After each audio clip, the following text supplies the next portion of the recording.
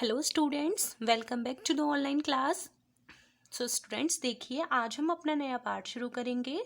पाठ 13, साथी हाथ बढ़ाना। ये पाठ किस इकाई के अंतर्गत है? प्राकृतिक आपदाएं। इस इकाई में हमने एक और पाठ पढ़ा था इससे पहले, बादल कब आओगे। उसमें भी प्राकृतिक आपदाएं मतलब जो प्रकृति के द्वारा मुसीबतें आती हैं, जैसे बारिश ना होना, बाढ़ आना, धरती फटना, है ना, भूकंप आना। तो उसी इकाई के अंतर्गत ये भी पाठ है, साथ ही हाथ बढ़ाना। और इस पाठ के माध्यम से हम क्या सीखेंगे? विराम चिन्ह। ठीक है, चलिए पाठ शुरू करते हैं। आपको भी साथ में पढ़ना है। नन्हे दोस्तों, रेडियो द्वारा बॉबी और उसकी माँ ने पास के गांव में आई प्राकृतिक आपदा के बारे में जाना। उसके बाद उन्होंने क्या किया, आइए जानने के लिए पढ़ते हैं यह कहानी। देखिए, इस कहानी में एक लड़का है बॉबी, ठीक है, और उसकी माँ है। तो वे दोनों रेडियो पर कुछ खबर देख रहे थे, तो उन्होंने सुना, ठीक है, रेडियो पर खबर सुन रहे थे। तो उन्होंने किसी पास के ही गांव में प्राकृतिक आपदा आई थी, तो उसके बारे में जाना। और ये सब जानने के बाद उन्होंने क्या किया, वो जानने के लिए हमें क्या करना पड़ेगा, ये कहानी पढ़नी पड़ेगी। पाठ से जुड़े कुछ शब्द: नटखट, नटखट होते हैं ना शैतान, बनावटी, तूफान, मरम्मत, आपदा। ठीक है, बनावटी मतलब नकली, झूठ मूठ का दिखावा। ठीक है, और तूफान आपको पता ही है, प्राकृतिक आपदा है तूफान। मरम्मत यानी कि किसी भी चीज को सही करवाना, उसकी मरम्मत करवाना, या घर हो, कुछ भी हो। आपदा यानी कि प्राकृतिक आपदा यानी कि मुसीबत। ठीक है, बॉबी 6 साल का नटखट बालक था। वह अपनी माँ और बड़े भाई जॉनी के साथ रहता था। अपनी उम्र के बाकी बच्चों की तरह उसे भी क्रिकेट खेलना, साइकिल चलाना, मिट्टी के घर बनाना, तेज हवा चलने पर पत्तियों को उछालना और हवा से उन्हें दूर उड़कर जाते देखना, बारिश में रेनकोट और जूते पहनकर कीचड़ भरे गड्ढों में कूदना, सर्दी में बर्फ के घर बनाना आदि बहुत लुभाता था। लुभाता था मतलब बहुत अच्छा लगता था। किसको? बॉबी को। वो 6 साल का है और वो किसके साथ रहता है? अपनी माँ और बड़े भाई जॉनी के साथ। मतलब जैसी उसकी उम्र है 6 साल, तो 6 साल के बच्चों की उम्र जो होती है वो खेलने कूदने में बहुत मस्ती करते हैं, है ना, बहुत उनको अच्छा लगता है। तो उसको भी पसंद था क्रिकेट खेलना, साइकिल चलाना, मिट्टी के घर बनाना, और जब तेज़ हवा चलती थी तो पत्तियों को उछालना और हवा से जो दूर उड़ती थी पत्तियां उनको देखना, बारिश में रेनकोट और जूते पहनकर कीचड़ भरे गड्ढों में कूदना, और सर्दियों में बर्फ के घर बनाना। ये सब उसको बहुत अच्छा लगता था। आगे देखिए,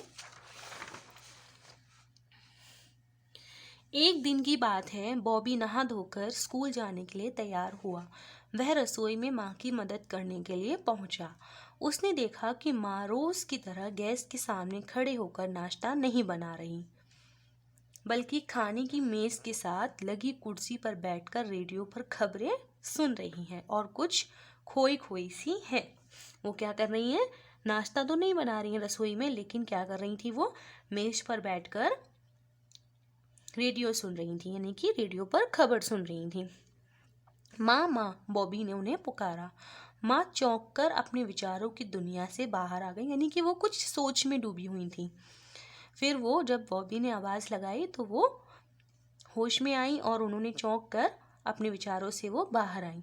उन्होंने तुरंत रेडियो बंद कर दिया और चेहरे पर बनावटी मुस्कान यानी कि नकली मुस्कान, दिखावे की मुस्कान यानी कि हंसी लाकर माथे पर उभर आई चिंता की लकीरों को छुपाने की कोशिश करने लगी, यानी कि जो उनके अंदर जो उनको चिंता थी उसको वो छुपा रही थी, परंतु वे इस कोशिश में सफल नहीं हो पाई। बॉबी समझ चुका था कि वे परेशान और बेचैन सी हैं, यानी कि बॉबी यानी कि उनका बेटा समझ गया था कि मेरी माँ कुछ न कुछ बात से ज़रूर परेशान है। माँ, आपको क्या हुआ है? आप रेडियो पर क्या सुन रही थी और आपने यूं अचानक रेडियो बंद क्यों कर दिया? बॉबी ने पूछा। माँ उसका सवाल सुनकर कुछ देर शांत रही, फिर धीमे से बोली, मैं बस यूं ही रेडियो पर खबरें सुन रही थी। और इतना कहकर वे कुर्सी से उठी और बॉबी को गले से कसकर लगा लिया। फिर उसे गोद में लिए वापस कुर्सी पर बैठ गई। चलिए आगे देखिए।